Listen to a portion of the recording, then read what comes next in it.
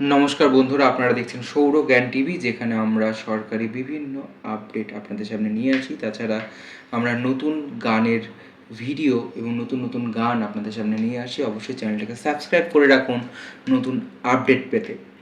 আমরা আজকে জানবো যে ডিবিটি কী করে করব। তার জন্য গুগলে আমরা লিখব ডিবিটি বলে সার্চ করব।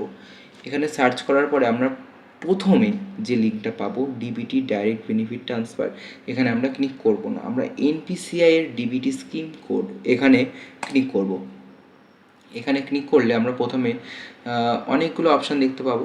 তার মধ্যে আমরা কাস্টমার, এখান থেকে আমরা ভারত আধার শিডিং এনেবল অর্থাৎ বেস এখানে ক্লিক করব।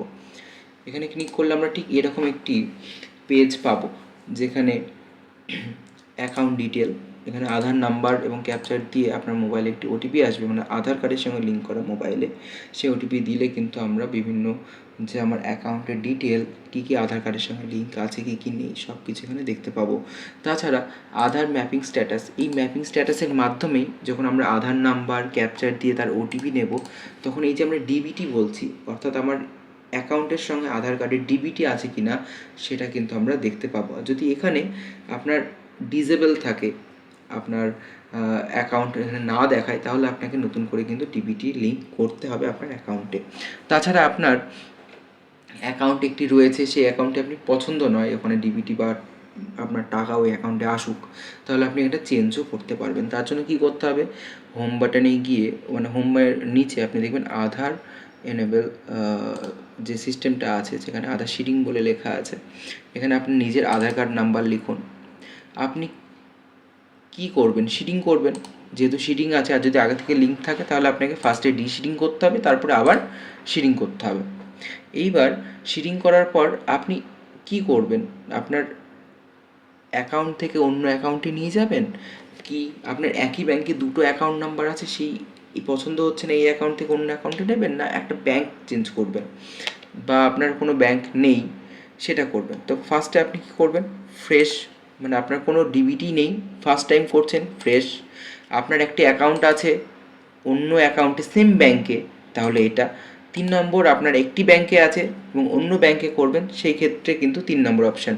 যেমন আমার এয়ারটেল পেমেন্ট ব্যাংকে আছে, আমি যদি করতে চাই আমি কানাড়া ব্যাংকে করব, তখন আমি কানাড়া ব্যাংক এখানে লিখব। যে ব্যাংকে করব সেই ব্যাংকের অ্যাকাউন্ট নাম্বার এখানে লিখব, সেটা আমি কনফার্মও এখানে করব, টিক মারব। এখানে কনফার্ম করার পর এখানে ক্যাপচার দেবো, সাবমিট করব, ওটিপি আসবে, আর তারপরেই কিন্তু আপনার আধার কার্ড শিডিং হয়ে যাবে। তার স্ট্যাটাসটা কিন্তু আবার আপনি আধার ম্যাপিং স্ট্যাটাসের মাধ্যমে এখানে গিয়েও আপনি চেক করে নিতে পারেন।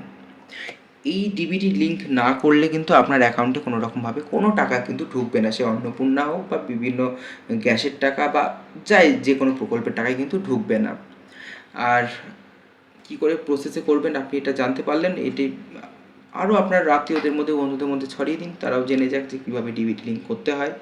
আমাদের ভিডিও লাগলে অবশ্যই একটা লাইক করুন, সাবস্ক্রাইব করুন, এতে আমাদের মোটিভেশন উচ্চারণ তো হচ্ছে না, বুঝতে পারছেন তো, এটা বাড়বে। ধন্যবাদ আমাদের ভিডিওটা দেখার জন্য, দেখতে থাকুন সৌর জ্ঞান টিভি। Thank you.